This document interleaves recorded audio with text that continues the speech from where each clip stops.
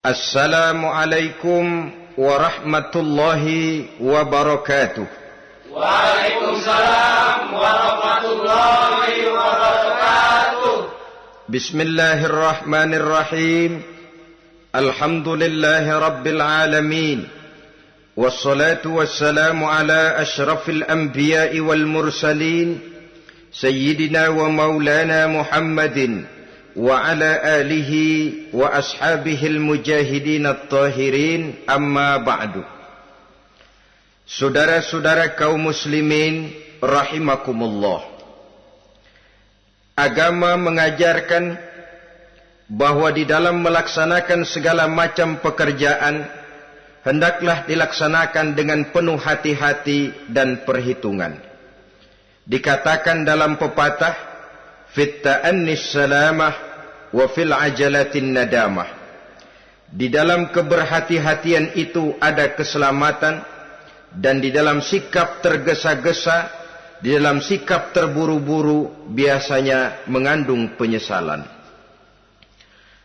Tetapi ada 5 perkara yang malah memang harus dikerjakan secara buru-buru. Apa yang 5 perkara itu? Pertama, mengubur jenazah. Tidak baik kalau jenazah itu disemayamkan sampai 2-3 hari di rumah. Dan yang lebih baik mengubur jenazah itu adalah di tempat di mana dia meninggal. Contohnya adalah baginda Nabi. Beliau kelahiran Mekkah.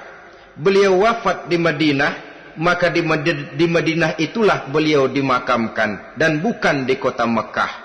Karena prinsipnya agama menginginkan kemudahan dan tidak menginginkan kesukaran. Hal kedua yang harus dikerjakan dengan segera ialah mengawinkan anak perempuan. Apabila kita mempunyai anak perempuan, sudah sampai usianya untuk memasuki ambang pintu pernikahan, dan dia sudah minta untuk dinikahkan, maka segeralah orang tua menikahkannya atau mengawinkannya. Sebab biasanya anak perempuan, apalagi di zaman sekarang, kalau tidak segera dikawinkan oleh orang tuanya, dikhawatirkan dia akan kawin sendiri. Dan itu tentu akhirnya akan merepotkan kedua orang tuanya. Hal ketiga yang harus dikerjakan dengan segera dan buru-buru ialah membayar hutang. Apabila kita sudah berhutang kepada seseorang dan sudah ada uang untuk membayarnya, bersegeralah untuk membayar.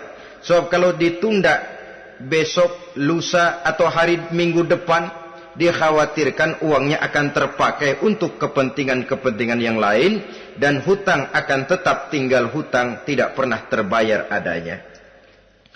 Hal keempat yang harus disegerakan ialah menghidangkan makanan untuk orang musafir yang kebetulan menjadi tamu di rumah kita.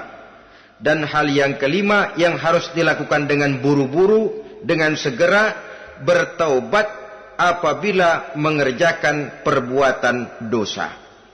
Hal kelima inilah yang akan kita bicarakan pada pertemuan kita kali ini, yaitu tentang taubat kepada Allah Subhanahu wa ta'ala. Taubat berasal dari kata-kata taba yatubu, yang isim masdarnya adalah taubatan. Artinya sama dengan roja'a yarji'u, ada ya'udu, pulang atau kembali. Bertobat maksudnya kembali dari yang dilarang oleh Allah. Kalau dalam perjalanan hidup ini kita suka menerjang larangan-larangan Allah, melaksanakan apa-apa yang dilarang olehnya, maka taubat artinya meninggalkan larangan-larangan itu dan kembali kepada apa yang diperintah oleh Allah Subhanahu wa ta'ala. Kenapa taubat ini harus disegerakan? Karena makhluk bernama manusia ini sulit melepaskan diri dari dosa dan salah. Nabi bersabda, kullu bani Adam khatta'un wa khairul khatta'ina tawwabun. Setiap anak Adam, yakni setiap manusia, pasti mempunyai dosa dan kesalahan. Dan sebaik-baik orang yang mempunyai dosa dan kesalahan ialah orang yang segera bertaubat. Dengan kata lain, orang yang baik sesungguhnya bukanlah orang yang tidak punya salah, karena tidak ada orangnya yang tidak punya salah. Tetapi orang yang baik adalah orang yang apabila melakukan kesalahan, dia segera sadar, dijadikannya kesalahan itu sebagai pelajaran untuk tidak diulanginya lagi pada masa-masa yang akan datang. Inilah yang digambarkan oleh Allah Subhanahu wa taala dalam surah Ali Imran ayat 135. Walladzina iza fa'alu fahishatan, dan orang-orang yang apabila mereka terjatuh ke dalam perbuatan dosa, au zalamu anfusahum, atau berbuat zalim kepada diri mereka sendiri, dzakarullaha fastaghfaru lidzunubihim, mereka segera ingat kepada Allah dan memohon ampun terhadap dosa yang pernah mereka kerjakan. Saudara-saudara kaum muslimin rahimakumullah, sejak awalnya iblis memang sudah memproklamirkan diri di hadapan Allah Subhanahu wa taala. Apa kata iblis? Ya Rabbi wa izzatika la azalu aghwi bani adama ma damat arwahuhum fi ajsadihim. Ya Allah, demi kemuliaan-Mu saya bersumpah, kata iblis, saya akan selalu memperdayakan anak-anak Adam, saya akan selalu menggoda manusia selama ruh mereka masih ada di dalam jasad mereka. Jadi selama ruh masih ada di dalam jasad, selama itulah iblis akan selalu berusaha menggelincirkan manusia untuk jatuh ke tempat salah dan ke tempat-tempat dosa. Tetapi kemudian Allah juga memberikan jaminan. Allah menjawab proklamasi iblis ini, wa izzati wa jalali ya mal'un la azalu aghfiru lahum mastaghfaru. Demi kehormatanku, demi kemuliaanku, hai mal'un, hai yang terkutuk, hai iblis, kalaupun engkau selalu memperdayakan manusia, kalaupun engkau selalu menipu dan menggoda mereka sepanjang ruh mereka masih ada di dalam jasad, aku akan senantiasa memberikan ampun kepada mereka sepanjang mereka memohonkan ampun kepadaku. Inilah jaminan dari Allah Subhanahu wa ta'ala. Saudara-saudara kaum muslimin rahimakumullah, oleh karenanya apabila kita berbicara tentang taubat, artinya kita berbicara tentang tingkah laku kita dalam kehidupan sehari-hari. Apa yang harus kita lakukan untuk sempurnanya satu taubat? Pertama, menyesal terhadap dosa yang pernah kita lakukan. Kadang-kadang ada juga orang bertaubat, tapi bukan nyesal terhadap dosa yang dia kerjakan, malah puas katanya. Dia ngomong sama teman-temannya, saya dulu zaman muda sudah kenyang judi, kenyang zina, kenyang mabuk-mabukan, sudah puas. Sekarang tinggal benernya saja, saya sudah taubat. Taubatnya sih bagus, tapi puasnya itu yang jelek. Kenapa harus dikatakan puas? Bukan puas, menyesal. Menyesal saya dulu. Kenapa hanyut terjebak dosa? Kenapa tenggelam di meja judi? Kenapa tenggelam di minum-minuman keras? Kenapa hanyut kepada perbuatan munkar dan maksiat? Saya menyesal sekali. Menyesal diperintah dan bukan malah puas. Dari rasa menyesal ini nanti timbul hal yang kedua, yaitu berniat tidak akan mengulangi lagi perbuatan dosa. Kalau menyesal tapi masih diulangi lagi, itu belum taubat yang sebenarnya. Saya kapok, menyesal, tidak mau minum minuman keras lagi. Besok tidak ada minuman keras, malah pusing, nyari kesana kemari. Itu belum taubat yang sebenarnya. Jadi setelah menyesal, berniat tidak akan mengulangi lagi perbuatan dosa itu. Kalau menyesal tapi masih diulanginya lagi, itu sama saja dengan main-main. Saudara-saudara kaum muslimin rahimakumullah, Barangkali itu yang orang namakan dengan taubat sambal namanya. Kita kalau makan nasi pakai sambal, pedesnya bukan main, repot, marah, ngomel. Gila, sambal pedes bukan main, taubat sama sambal. Tobat sama sambal katanya. Tapi 2-3 hari kemudian dia makan lagi, nggak ada sambal, nyari. Kemarin sudah taubat, 2 hari kemudian malah nyari. Ini bukan taubat yang sebenarnya. Penyesalannya tidak diiringi dengan berniat untuk tidak mengulangi perbuatan dosa itu selama-lamanya. Saudara hadirin, kita sudah taubat, tidak mau lagi minum minuman keras. Datang teman, minum ya, nggak mau. Kenapa? Saya sudah taubat. Yang benar, benar. Kalau dibayarin, udah. Jadi rupanya taubatnya itu cuma karena nggak ada yang bayarin. Begitu datang yang bayarin, berangkat lagi. Itu belum lagi merupakan taubat yang sebenarnya. Begitu juga kita taubat dari meja judi. Pada waktu sudah bures, bangkrut, habis-habisan, mungkin menyesal, mungkin bertobat. Inilah akibatnya judi, rumah tangga berantakan, harta bures, anak terlantar, uang tidak ada. Tobat, saya tidak mau lagi-lagi tenggelam di meja judi. Pada saat kondisinya bangkrut, itu yang diucapkan. Tapi 2-3 hari, 4-3 minggu, 1 bulan kemudian rezekinya banyak, makmur lagi, usahanya maju lagi, lupa lagi dia kepada ucapan sebelumnya, akhirnya sedikit demi sedikit tenggelam kembali di meja judi. Ini pun belum merupakan taubat yang sebenarnya. Jadi untuk sempurnanya taubat, yang pertama menyesal terhadap dosa yang telah dilakukan, yang kedua berjanji tidak akan mengulangi lagi, kemudian yang ketiga meninggalkan perbuatan jahat itu untuk selama-lamanya. Dengan kata lain, kalau memang taubat tidak mau minum lagi, talak 3 itu minuman keras. Kalau memang niat tidak akan berjudi lagi, talak 3 itu segala macam bentuk perjudian, meninggalkan perbuatan jahat. Yang keempat, menunaikan semua fardu dan kewajiban. Sebab barangkali pada saat kita tenggelam dalam dosa, perintah-perintah Allah, jangankan yang sunnah, yang wajib saja sering kita lalaikan. Maka apabila diri telah berniat melaksanakan taubat, maka tunaikan semua kewajiban yang disyariatkan oleh agama kepada kita. Yang kelima, meminta halal kepada para lawannya dengan termasuk mengembalikan hak milik orang lain. Ini kalau menyangkut hukukul adamiyin atau hak-hak manusia. Jadi kalau kita berdosa kepada sesama manusia, Allah belum akan menerima taubat kita kalau kita belum minta maaf kepada yang bersangkutan.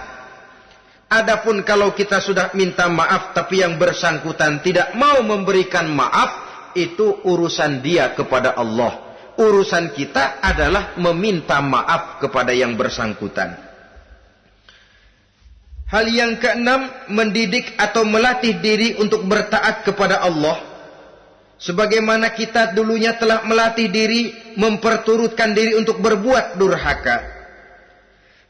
Lalu memperbaiki yang dimakan dan yang diminum. Itu juga merupakan ciri dari orang-orang yang melaksanakan taubat kepada Allah Subhanahu wa ta'ala. Kemudian apalagi memperbanyak istighfar di dalam kehidupan. Disabdakan oleh Nabi, inna likulli da'in dawa'un wa dawa'u zunubi al-istighfar. Sesungguhnya segala macam penyakit tentu ada obatnya, dan obat dari segala macam dosa adalah istighfar. Saudara-saudara kaum muslimin rahimakumullah. Jadi kalau yang terdahulu merupakan perbuatan-perbuatan konkret, maka yang terakhir ini taubat dalam bentuk ucapan berupa memperbanyak istighfar, memohonkan ampun kepada Allah Subhanahu wa ta'ala. Mari kita lihat.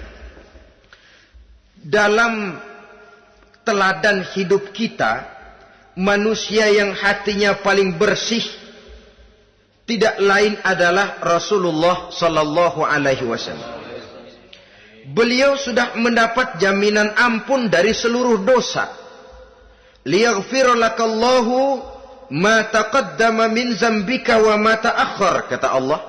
Muhammad, dosamu yang dahulu, dosamu yang sekarang, dosamu yang akan datang jikalau memang ada, seluruhnya sudah mendapat jaminan ampun dari Allah.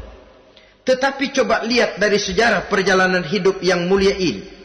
Sungguh pun beliau sudah nyata-nyata mendapat jaminan ampun dari Allah. Beliau mengatakan, ayyuhan nas, tubu ilallah, fa inni atubu fil yaumi mi'ata marrah.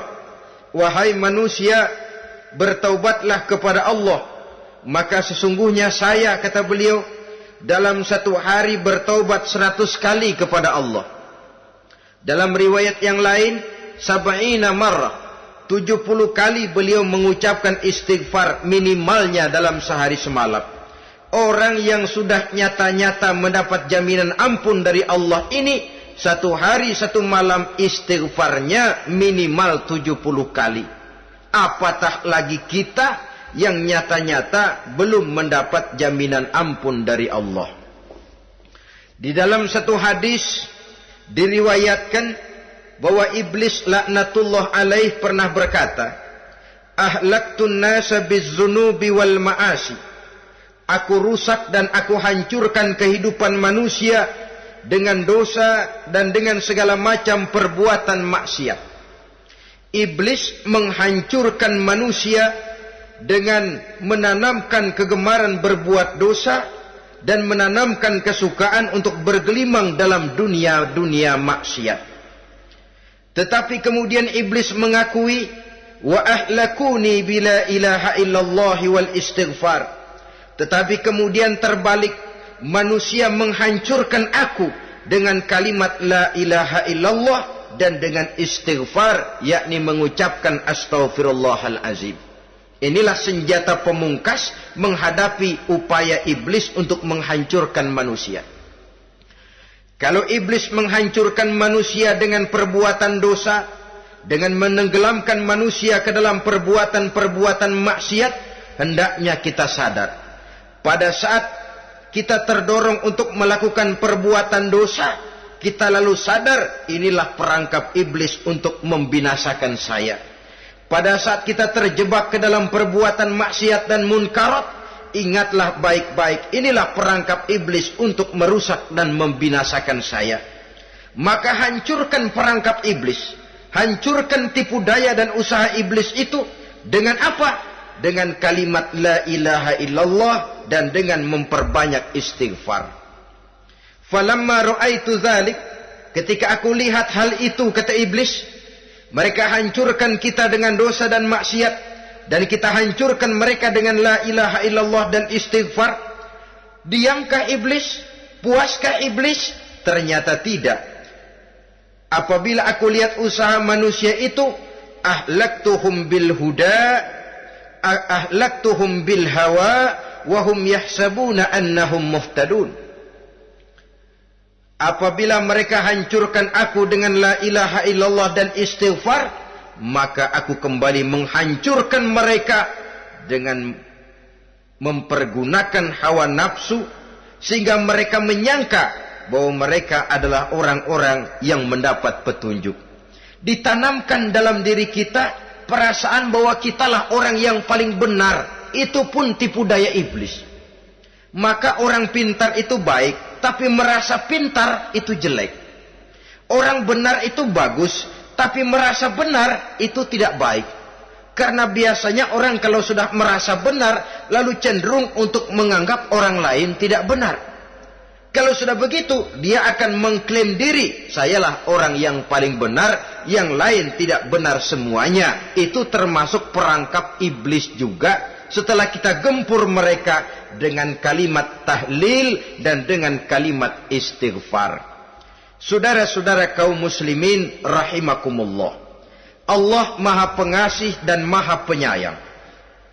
Ia akan mengampunkan perbuatan yang bersifat salah dari manusia, Hanya manusia saja yang kadang-kadang bodoh, tidak mau mengampuni dan memaafkan dirinya sendiri, dengan membiarkan dirinya terseret berlarut-larut dalam dosa tanpa keinginan untuk bertaubat.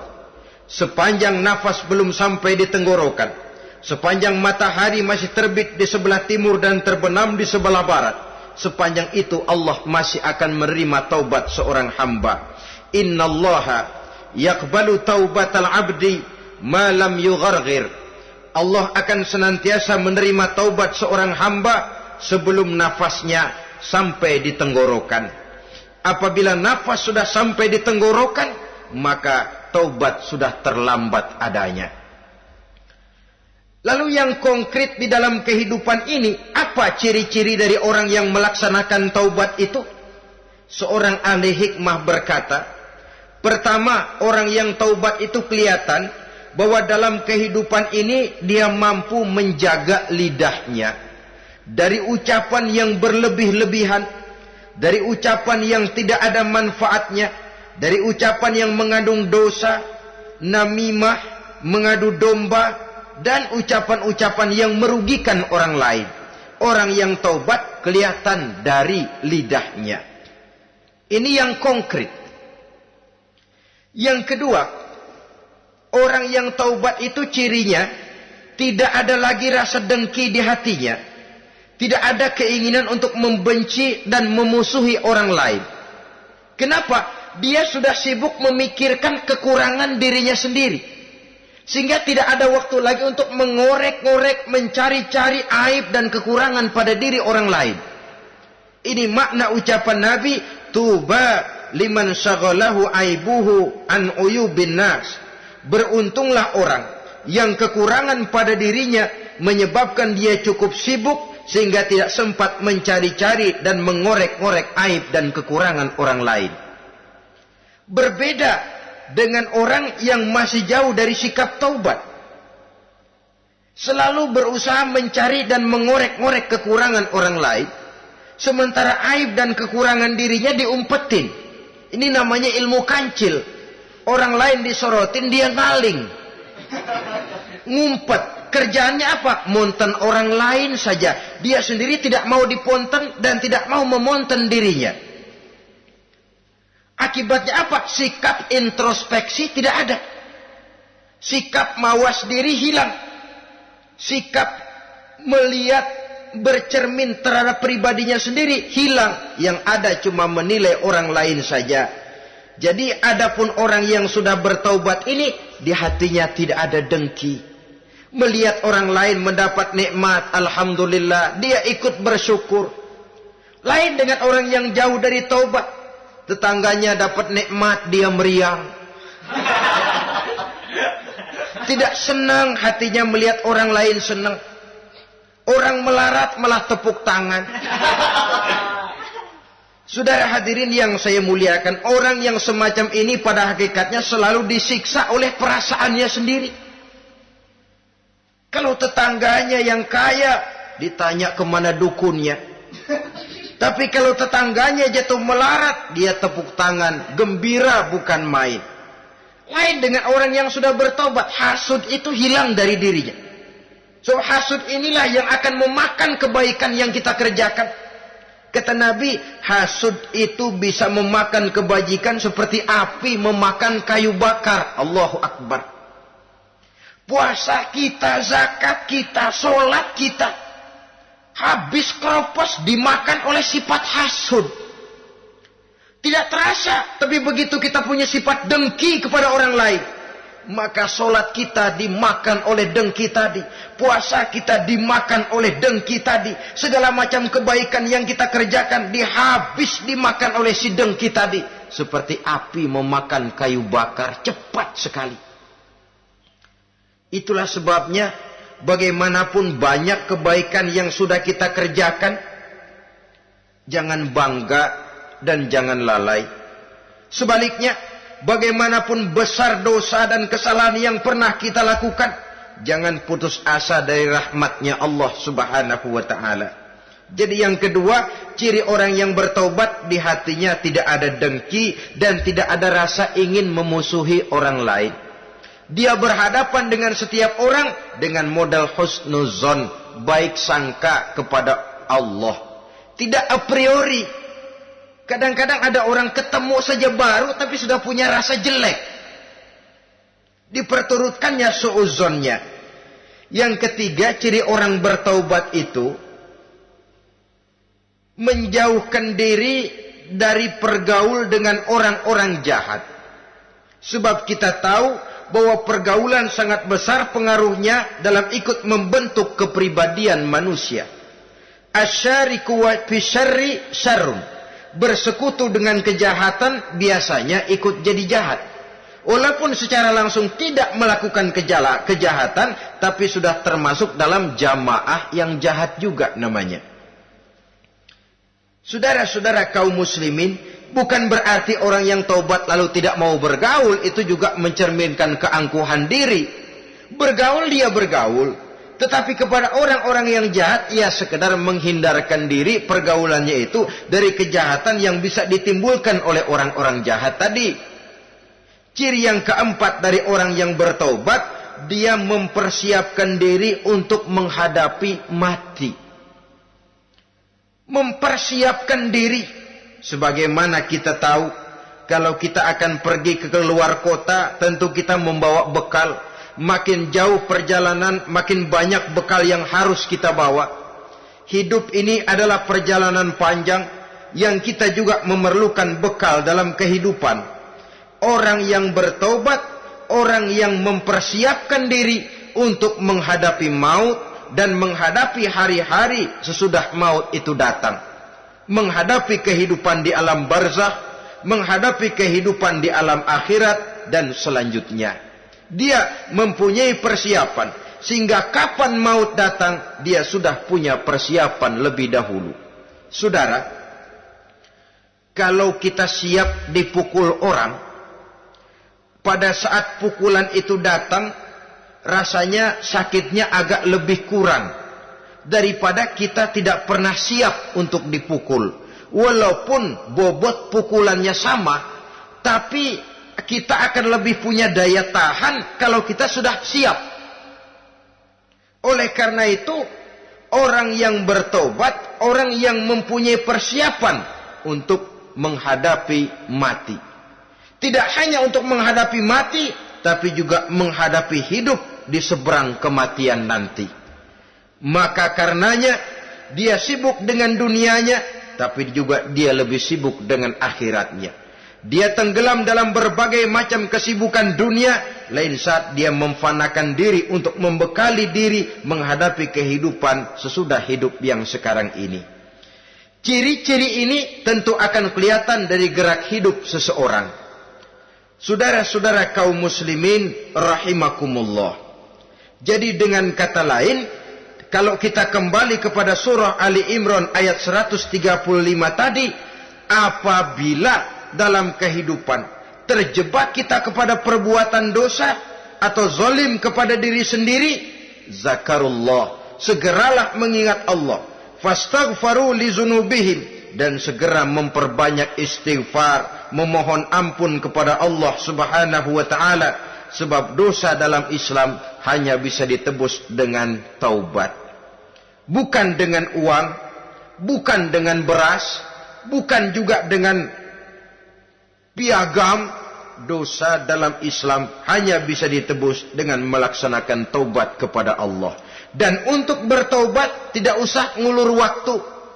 Besok saja, bulan depan saja, tahun depan saja, nanti saja kalau sudah agak sedikit tua. Ibarat diri kita ini kaca, kata Imam Ghazali, maka dosa adalah debu. Apabila kaca kena debu, sedikit nempel debu, lalu dilap, sedikit nempel debu, terus dilap lagi, insya Allah kaca akan tetap bersih. Tapi kalau kita menunggu debu sampai banyak, apalagi sampai berurat, berkarat, nanti akan sulit membersihkannya. Demikian hati manusia itu. Kalau sudah dihinggapi oleh dosa, ditumpuknya lagi, berkarat dosa dalam hati, biasanya berat untuk melaksanakan taubat. untuk lebih meningkatkan pengertian kita tentang ciri dari orang-orang yang bertaubat, mari kita ikuti sebuah dialog yang pernah terjadi antara Rasul dengan para sahabat. Satu hari ketika sedang berkumpul dengan para sahabat, baginda Rasul bertanya, "Atadruna manit taib?" Saudara-saudara, tahu enggak saudara-saudara, siapa sebenarnya orang-orang yang bertaubat itu? Macam-macamlah jawaban para sahabat, tapi yang jelas akhirnya mereka berkata, Allahu wa rasuluhu a'lam. Allah dan Rasulnya yang lebih tahu siapa sebenarnya orang yang bertaubat itu. Atas jawaban ini, baginda Rasul lalu menegaskan. Pertama, man taba wa lam yata'allamil ilma falaysa bitaibin. Siapa orang yang mengaku bertaubat kepada Allah, lalu dia tidak mau mencari ilmu, tidak mau belajar, falaisa bitaibin, maka dia belum termasuk orang yang bertaubat. Jadi di sini jelas bahwa bukan hanya dari dosa kita bertaubat, juga bertaubat dari kebodohan. Dalam arti tidak membiarkan diri kita bodoh terus menerus. Dengan bahasa anak sekarang, bodoh tapi betah.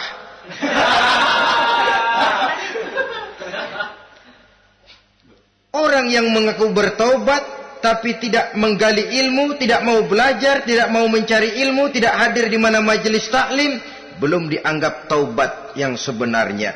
Jadi grafik orang yang taubat itu kelihatan dari kesungguhannya mencari ilmu, menghadiri majelis taklim, menghadiri kuliah-kuliah, ceramah-ceramah dan diskusi-diskusi keagamaan.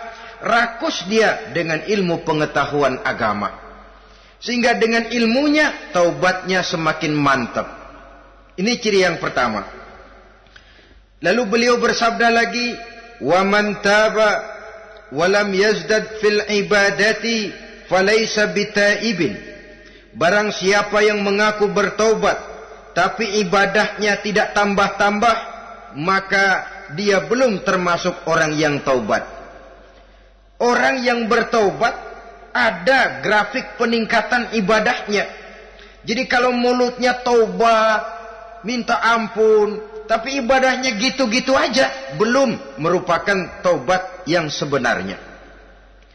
Jadi pada saat dia melaksanakan taubat, memproklamirkan diri untuk kembali ke jalan Allah, nilai ibadahnya meningkat. Kalau sholatnya tadinya cuma sekedar yang wajib-wajib saja, setelah dia taubat, bertambah melaksanakan yang sunnah, rawatibnya, qobliyah, ba'diyahnya, atau kemudian nawafilnya berupa tahajud, hajat, duha, istikharah, dan solat-solat sunnah lainnya. Jadi kelihatan dari peningkatan ibadahnya. Ini ciri yang kedua. Yang ketiga kata Nabi lagi, وَمَنْ تَابَ وَلَمْ يَرْضَ الْخُصَمَاء falaisa bitaibin. Barang siapa yang mengaku bertaubat kepada Allah, tapi dia tidak bisa meridhoi musuh-musuhnya, maka belum lagi dia dianggap orang yang bertaubat. Meridhoi, memaafkan musuh. Saudara, memberi maaf itu lebih sulit daripada minta maaf. Tapi memberi maaf lebih mulia daripada minta maaf. Minta maaf gampang, memberi maaf yang sulit. Karena itu orang yang memberi maaf menunjukkan jiwa yang lebih luhur daripada orang yang minta maaf. Sebab apa? Posisi orang yang memberi maaf kan posisi orang yang menang. Biasanya dalam posisi menang orang gampang congkak dan sombong. Orang datang minta maaf kepada kita, lalu timbul keseganan. Iya, minta maaf sih gampang. Memberi maaf itu yang sulit, tapi itu yang sangat dianjurkan. Dan itu merupakan ciri dari orang-orang yang bertaubat. Lalu apalagi? وَمَنْ تَابَ وَلَمْ يُغَيِّرْ لِبَاسَهُ وَزِينَتَهُ فَلَيْسَ بِتَائِبٍ. Barang siapa yang mengaku bertaubat, tetapi pakaian dan perhiasannya tidak berubah, maka dia belum lagi dianggap bertaubat. Orang bilang pakaian memang kulit, yang penting isi. Tetapi bagaimanapun kulit mencerminkan isi. Dari pakaian kita bisa mengkaji kepribadian seseorang. Saya berpendapat bahwa pakaian penting, kulit juga penting. Kulit penting, isi penting. Kulit tanpa isi tidak ada artinya. Isi tanpa kulit juga meragukan orang. Wah, yang penting kan isinya, kulitnya gimana saja. Saya mau tanya, saudara dapat duren di jalanan, isi aja nggak ada kulitnya. Kira-kira dimakan nggak duren itu? Paling kurang akan menimbulkan keraguan. Jangan-jangan sudah dicampur racun ini. Jadi dengan demikian orang yang bertaubat ini kelihatan dari cara berpakaian, cara berhias diri, tidak over. Dia kembali kepada fungsi berpakaian. Dalam Islam kan sesungguhnya fungsi pakaian itu yang paling utama. Pertama, nutup aurat. Itu ukurannya. Yang kedua, pantas. Yang ketiga, baru soal mode. Di zaman kita sekarang terbalik. Mode nomor 1, pantas belakangan, nutup aurat apa tidak nomor 16.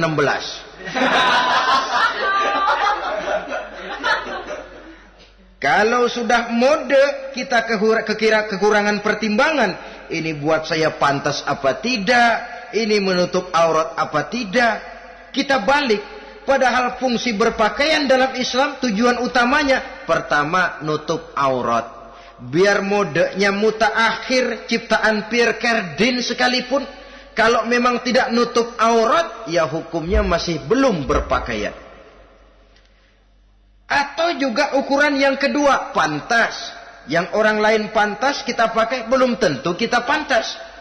Kita kadang-kadang kehilangan pertimbangan. Lihat iklan bintang film memakai pakaian yang begini bagus, lalu kita pakai saja. Ya tentu namanya bintang film. Kadang-kadang pakaian untuk show dipakai buat kondangan. Akhirnya habis sekampung orang nonton dia. Ya nggak pantas toh, nggak wajar. Saudara hadirin yang saya muliakan, orang yang bertobat kelihatan dari pakaian dan perhiasannya. Kalau sudah memakai perhiasan, ya sekedarnya saja. Tidak lalu dengan niat supaya orang tonton, supaya orang lihat, supaya orang tahu dia kaya, supaya timbul decak kagum. Asal dia lihat orang lalu wah. Kalau sudah diwahi lalu senang. Saudara hadirin yang saya muliakan. Kemudian kata Nabi lagi, wa man taba wa lam yubaddil ashabahu falaysa bitaibin. Siapa yang mengaku bertaubat tapi pergaulannya dari itu ke itu saja, seperti itu juga tidak mengalami perubahan, maka dia belum lagi dianggap bertaubat. Kalau taubat kita dari judi, jangan bergaul lagi dengan penjudi. Dalam arti jangan berkumpul di majelis judi. Ah, saya sih udah taubat nggak main judi, tapi ngumpulnya di situ terus. Ya bagaimana? Pada akhirnya toh akan terseret juga. Saudara hadirin yang saya muliakan, jadi dengan demikian lingkungan juga sangat besar pengaruhnya dalam kriteria orang yang bertaubat. Selanjutnya Nabi bersabda, "Wa man taba wa lam yughayyir khuluquhu falaysa bitaibin." Siapa yang mengaku bertaubat tapi akhlaknya, budi pekertinya tidak mengalami perubahan, maka orang itu pun belum dianggap bertaubat. Ini juga konkret. Orang yang bertaubat kelihatan dari akhlaknya. Kalau kemarin sama orang tua songong, kurang ajar, nyelongcong, maka setelah taubat dia berakhlak kepada orang tua. Kalau kemarin kepada anak muda menindas, tidak senang kepada anak muda yang maju, setelah dia taubat dia bisa menyayangi kepada anak-anak muda. Akhlak ini lain dengan adat, istiadat. Adat biasanya hanya memandang yang lahir, sedangkan akhlak zahir batin dipandang. Contoh, seorang anak muda kalau lewat di depan orang tua membungkukkan badan, menurut adat dia sudah sopan. Tapi menurut akhlak belum tentu berakhlak. Tergantung kepada niatnya apa membungkukin badan. Permisi apa ngina. Kan mungkin saja orang membungkukan badan lewat di depan aki-aki karena menghina. Sebab aki-aki itu badannya udah bungkuk. Jadi gerakan zohir yang baik, yang diiringi dengan niat yang baik, itulah cerminan daripada akhlak. Kalau adat terlepas dari soal niat. Asal zohirnya sudah oke, menurut adat, oke dia beradat. Niatnya apa? Adat tidak pernah menilai. Maka orang yang bertaubat pun kelihatan dari akhlaknya. Dan akhlak itu adalah keseluruhan tingkah hidup manusia. Cara berjalan ada akhlak. Cara makan ada akhlak. Cara duduk ada akhlak. Cara tidur ada akhlak. Sehingga pantas ketika Siti Aisyah ditanya, Aisyah, Rasulullah itu akhlaknya apa sih? Beliau menjawab, karena Rasulullah khuluquhul Quran. Rasulullah itu akhlaknya Quran. Sehingga di kalangan ilmuwan lalu ada ungkapan bahwa Nabi Muhammad adalah Quran berjalan. Maksudnya seluruh konsepsi Quran sudah diterjemahkan dalam kehidupan Nabi. Maka tidak heran kalau Islam mengatur kehidupan manusia sejak yang sekecil-kecilnya sampai yang sebesar-besarnya. Cara berpakaian ada akhlaknya, kan begitu toh dalam Islam. Saudara diri di depan kaca, ngaca, ada akhlaknya, ada bacaannya. Allahumma kama hassanta khalqi fahassin khuluqi. Sampai saudara masuk ke dalam WC sekalipun ada akhlaknya. Karena akhlak adalah keseluruhan gerak hidup manusia. Orang yang bertobat kelihatan dari perubahan akhlaknya.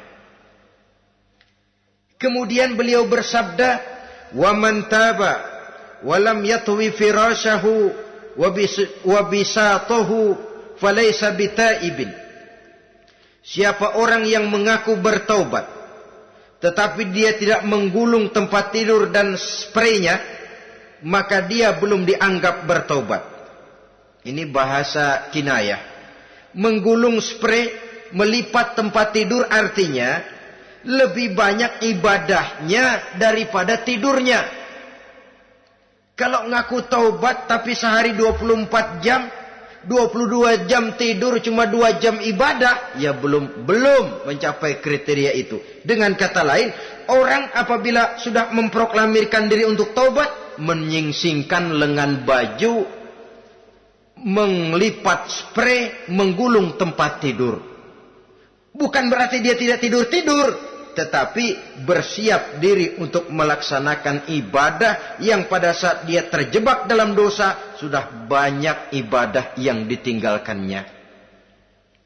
Saudara-saudara kaum muslimin rahimakumullah. Kemudian beliau bersabda pula, "Wa man taba wa lam yatasaddaq falaysa bitaibin."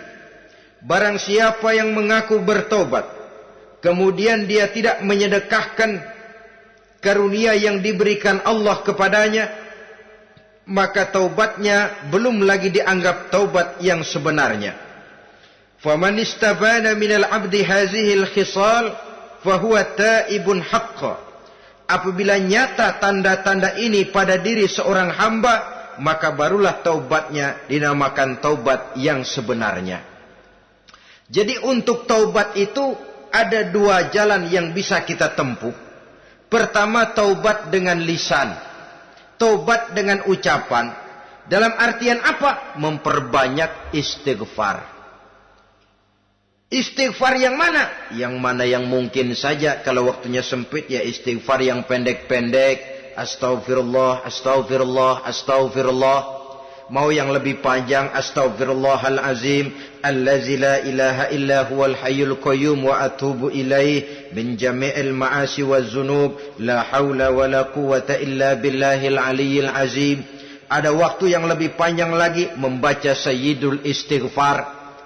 Tiap kali berbuat jahat, tiap kali diiringi dengan istighfar. Nah, ini yang bisa runtuh dengan istighfar ini dosa apa? Dosa yang ringan. Dosa yang biasanya dilakukan oleh panca indera kita. Mata ini dosa mata, insya Allah bisa runtuh dengan istighfar. Ngelihat yang haram, cepat nunduk, astagfirullah. Habis nunduk, jangan ngeliatin lagi. Kadang-kadang ngelihat nunduk, istighfar, melotot lagi, istighfar lagi.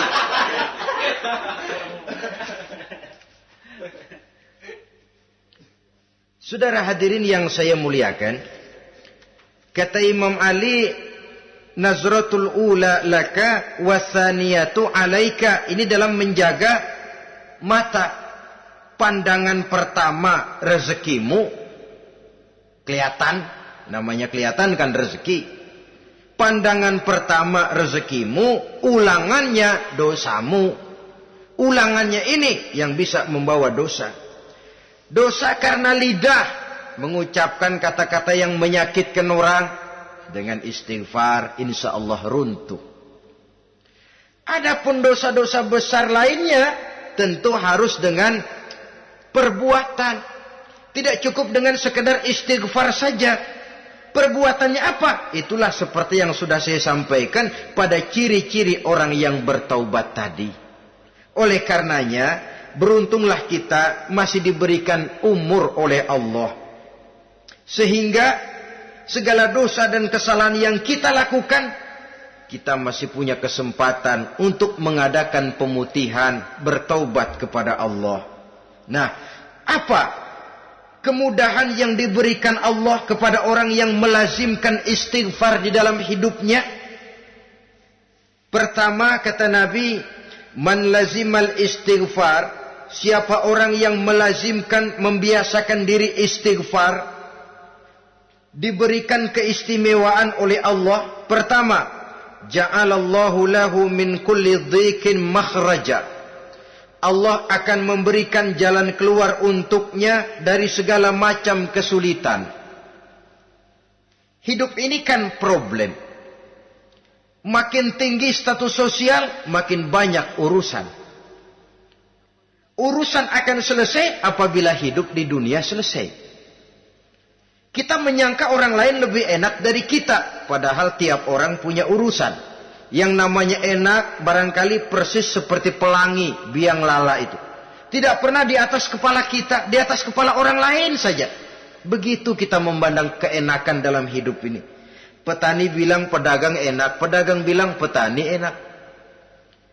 Tapi begitulah keenakan itu. Orang yang melazimkan istighfar, dia akan diberikan jalan keluar dari segala macam kesulitan. Menurut perhitungan otak, deadlock, buntu, tidak sanggup lagi, entah bisa terwujud dan terlaksana. Allah memberikan jalan keluar dari segala kesulitan. Saudara, kalau Allah sudah memberikan jalan keluar dari kesulitan, siapa lagi yang bisa bikin sulit kita? Kalau Allah yang memberikan jalan keluar, everything is running well katanya. Semua urusan bisa jalan dengan lancar. Tapi tanpa istighfar, jauh kita dari Allah. Jalan yang sudah lapang pun bisa jadi sempit. Urusan yang sudah nyata akan selesai pun bisa jadi injelimet. Dan jalan yang tadinya tidak berliku-liku pun bisa berliku-liku. Ini faktor yang di luar perhitungan matematis. Kita tidak mampu, Allah maha mampu. Menurut akal kita tidak mungkin. Kalau Allah mau, tidak ada yang tidak mungkin. Saudara-saudara, ini fasilitas pertama. Orang yang gemar istighfar diberikan jalan keluar dari segala macam kesulitan. Yang kedua, wa min kulli hammin faraja, diberikan kegembiraan dari setiap kesusahan yang dihadapinya. Ada saja faktor-faktor yang mendatangkan kegembiraan, yang mendatangkan refreshing di dalam kehidupannya, sehingga dia tidak lalu merasa jalannya buntu, tidak merasa kesulitannya tidak pernah terselesaikan. Dan yang ketiga, fasilitas yang diberikan Allah kepada orang yang gemar istighfar, wa razaqahu min haitsu la yahtasib. Allah akan memberikan kepada mereka rizki dari jalan yang tidak pernah mereka sangka-sangka. dari jalan yang tidak pernah mereka perkirakan sebelumnya. Saudara-saudara kaum muslimin rahimakumullah.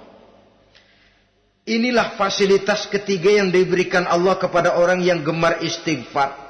Rizkinya datang dari jalan yang tidak disangka-sangka. Sebab rizki ini juga termasuk hal gaib. Dan jangan lupa, ar-rizku bimakna al-ata hissiyan kana au ma'nawiyan. Rizki adalah pemberian baik yang konkret maupun yang abstrak. Kita sering membatasi pengertian rezeki, maka rezeki kita jadi sering terbatas. Menurut kita kan yang namanya rezeki cuma duit saja. Kalau bukan duit bukan rezeki. Padahal semua karunia Allah itu rezeki. Umur rezeki, istri rezeki, anak rezeki, pangkat dan jabatan rezeki, termasuk duit juga rezeki. Tapi dalam kebiasaan kita rezeki cuma duit. Begitu duit seret, kita anggap rezeki macet. Maka akhirnya kita tidak bersyukur kepada Allah. Padahal mungkin di sektor duit macet, tapi rezeki dari segi lain, ilmu barangkali tambah, wibawa naik, pangkat naik, anak tambah, itu juga merupakan rezeki. Saudara-saudara kaum muslimin rahimakumullah. Orang yang gemar istighfar ini diberikan rezeki dari jalan yang tidak disangka-sangkanya. Dibukakan perbendaharaan Allah untuknya. Sehingga rezekinya datang dari cara yang tidak disangka-sangka. Allah Maha Kaya. Kalau dia mau, la mani'a lima a'taita wa la mu'tiya lima mana'ta. Tidak satu kekuatan pun yang mampu mencegah apa yang hendak diberikan Allah. Dan tidak satu kekuatan pun yang sanggup memberikan apa yang dicegah oleh Allah Subhanahu wa ta'ala. Ini keistimewaan yang diberikan Allah kepada mereka yang gemar beristighfar di dalam kehidupan ini. Jangan lagi berpikir, gua sih nggak punya dosa, istighfar amat. Sombong, saudara-saudara. Manusia itu lebih baik merasa banyak dosa daripada merasa tidak punya dosa. Tanda orang bahagia, kata Nabi 4. Pertama, orang yang selalu ingat kepada kesalahan yang pernah dia lakukan. Itu orang bahagia. Selalu ingat kepada kesalahan yang pernah dilakukannya. Sehingga pada saat akan melakukan kesalahan yang baru, dia mikir-mikir. Dosa gue yang kemarin udah 3 keranjang, nih nambah lagi. Ingatannya terhadap kesalahan yang lalu akan merupakan langkah preventif yang mencegah dirinya untuk tidak menambah kesalahannya. Orang bahagia, orang yang selalu ingat kesalahan yang pernah dia lakukan, terbayang di pelupuk mata, bukan ngumpet-ngumpetin dosa, sebab apa yang mau kita umpetin di hadapan Allah. Yang kedua, tanda orang bahagia itu orang yang selalu melupakan kebaikannya. Kalau dia berbuat baik, dia lupakan. Dia anggap dirinya belum pernah berbuat baik. Sehingga di mana ada kebaikan, dia tidak bisa ikut. Dia merasa sangat rugi. Sebab dia anggap dirinya belum pernah berbuat baik. Yang ketiga, tanda orang bahagia. Dalam urusan dunia, dia lihat ke bawah.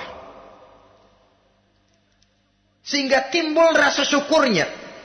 Bahwa kalau dia sengsara masih banyak yang lebih sengsara dari dia. Bahwa kalau dia miskin masih jauh lebih banyak yang miskin dari dia. Bahwa kalau dia menemui kesulitan masih banyak yang jauh lebih sulit dari dia. Dengan cara itu jiwanya akan lapang, hidupnya akan tenang, dan dia tidak pernah ingkar kepada nikmat yang diberikan Allah. Sebaliknya yang keempat, tanda orang bahagia itu dalam urusan akhirat dia lihat ke atas. Dunia, lihat yang bawah. Akhirat, lihat yang atas. Kalau dia bisa sholat, kenapa saya tidak? Kalau dia sanggup puasa, kenapa saya tidak? Kalau dia bisa baca Quran, kenapa saya tidak? Timbul panas, nyontoh ibadah mendatangkan kebahagiaan. Rakus ibadah malah dianjurkan. Rakus dunia malah tercela. Nah, lawanannya orang celaka, saudara-saudara. Orang celaka juga tandanya 4 lawanan yang tadi itu. Pertama, orang yang selalu melupakan kesalahannya. Kalau berbuat dosa lupa, sok bersih. Alah, dosa gue mah dikit. Saudara hadirin yang saya muliakan, orang yang selalu melupakan kesalahan, menganggap dirinya bersih, akhirnya kalau ingin berbuat dosa nggak mikir-mikir. Tidak ada lagi yang ditimbang-timbang. Selanjutnya, yang kedua, orang celaka itu orang yang selalu mengingat kebaikannya. Akhirnya apa? Timbul sifat nepuk dada, membanggakan jasa. Lahirlah pahlawan-pahlawan kesiangan. Selalu membanggakan diri, nepuk dada. Kalau enggak saya, kalau enggak saya. Itu masjid, kalau enggak saya. Itu pesantren, kalau enggak saya. Itu umat, kalau enggak saya. Kalau enggak saya. Memangnya kalau enggak sampean kenapa? Orang yang celaka adalah orang yang selalu menghitung-hitung kebaikan yang pernah dikerjakannya. Keikhlasannya kurang, makin dia hitung, makin kurang nilai pahalanya. Makanya kalau berbuat baik, ya anggap saja buang sampah, gak usah ditengok-tengok, gak usah diingat-ingat, dan gak usah mengharap orang yang kita tempat berbuat baik akan membalas kebaikan. Saudara hadirin yang saya muliakan, yang ketiga, tanda orang celaka dalam urusan dunia, ngelihatnya ke atas. Panasnya timbul. Syirik dan dengkinya naik. Rakusnya jadi.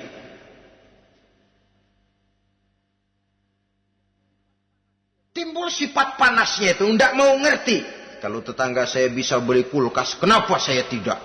Kalau tetangga saya bisa beli motor, kenapa saya tidak? Kalau tetangga saya bisa beli mobil, kenapa saya tidak? Gaji nggak cukup, tuyul piara.